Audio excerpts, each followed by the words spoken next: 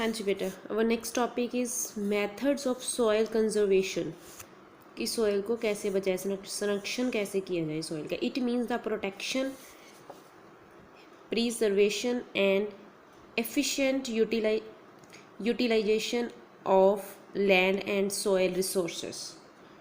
Some method of soil conservation are method of soil conservation. इसका मतलब है कि कुछ क्षेत्रों में भूमि और संरक्षण के उपरोक्त उपायों को कुशल प्रयोग देसी वनस्पति को कवर करने में मिट्टी के परिसंचरण के तरीके। ठीक है, next is first is afforestation.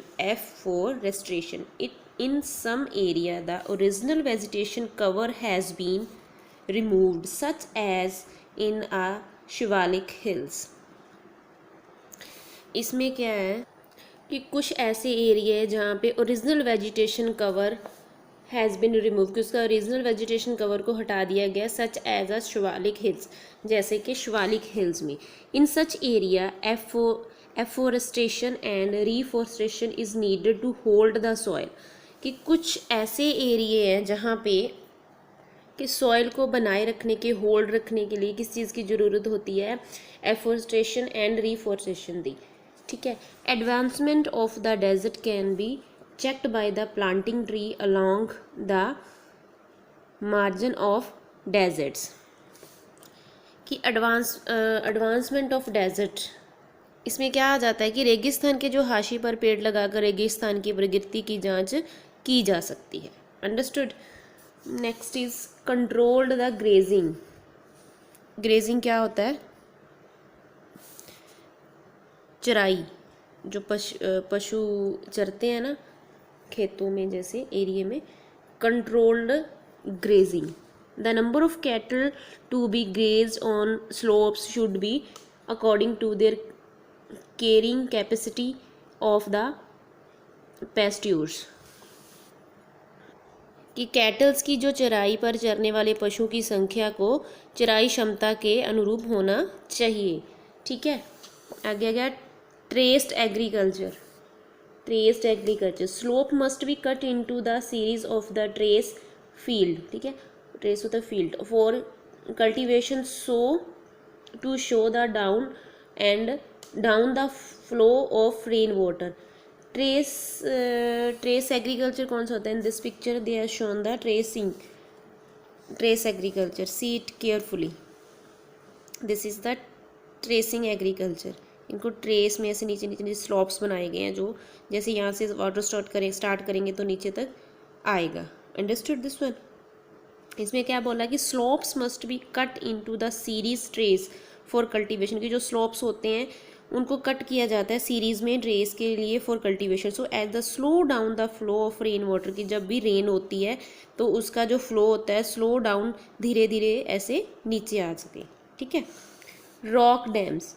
Rock dam are built across the stream in those regions which are prone to folding. Region में बाढ़ के कारण होने वाले क्षेत्रों में रॉक तटबंधों का निर्माण किया गया है जो प्रभावित कर रहा है। ठीक है, देन काउंटर पुलिंग्स।